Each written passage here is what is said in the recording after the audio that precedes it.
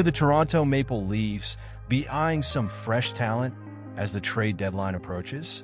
With the Ottawa Senators struggling this season, rumors are swirling about potential deals that could bolster our roster. Imagine the impact of adding a seasoned veteran who can elevate our game. Are we about to make a big splash? Stay tuned, and don't forget to hit that subscribe button and like this video to keep up with all the latest Leafs news. As we dive into the latest buzz surrounding the Toronto Maple Leafs, it's clear that the team is off to an impressive start this season, with a record of 13-6-2. That's quite a statement in the Atlantic Division. But let's shift our focus for a moment to the Ottawa Senators, who are struggling at the bottom with a 9-11-1 record. It raises the question, what could this mean for the Maple Leafs as we approach the trade deadline in 2025? With the Senators not meeting expectations, especially after their offseason moves, it seems likely that they might be looking to sell some assets, and that opens the door for potential acquisitions by the Leafs. Two names have emerged as potential targets: Claude Giroux and Travis Hamonic. Let's start with Claude Giroux. This veteran forward has certainly made a name for himself in the NHL. At 36 years old, he's still showing that elite bidirectional play that we've come to expect from him. His stats this season, 6 goals and 10 assists in 21 games, indicate he can still contribute significantly. The fact that he grew up in Ontario adds a nice local flavor to his acquisition. But let's get real for a second. He's carrying a cap hit of $6.5 million, which poses a challenge for the salary cap-strapped Leafs. However, if the Senators are indeed looking to offload some payroll to maximize their return, there's a chance they might retain some salary. This could make the deal more palatable for Toronto. Giroux's experience and versatility could bolster the Leafs' bottom six, particularly as we edge closer to the playoffs. Now let's talk about Travis Hamonic. This 34-year-old defenseman has shown he can be a reliable presence on the blue line.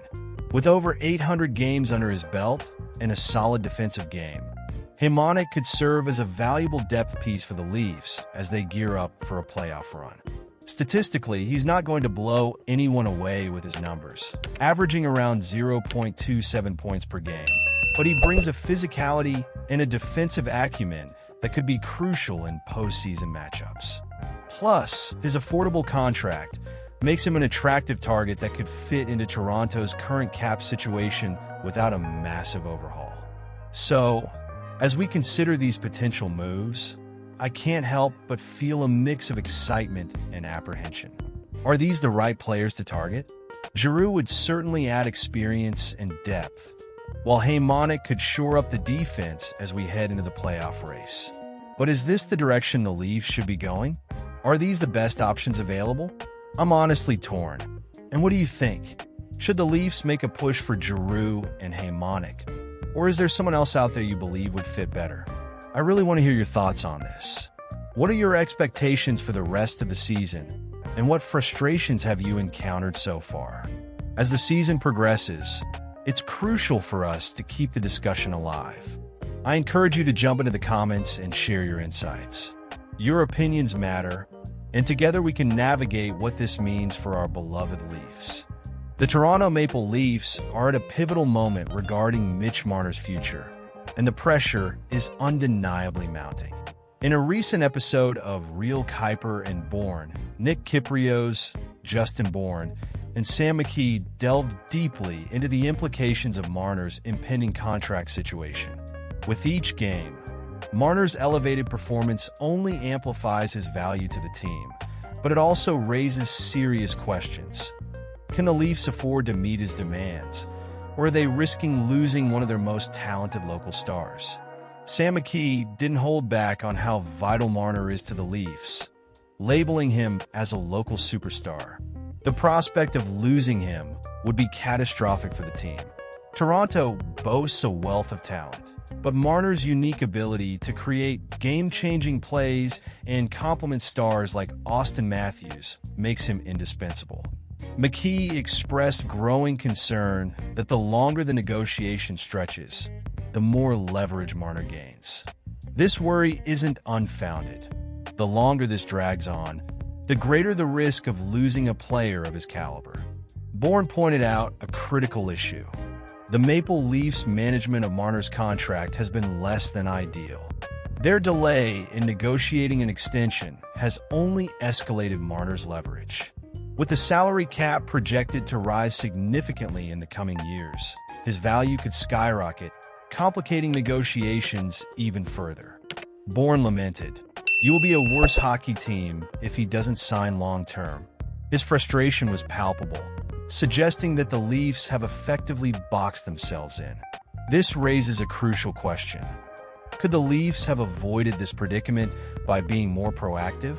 By delaying negotiations, they not only risk alienating Marner, but also position themselves where they might have to pay an inflated price.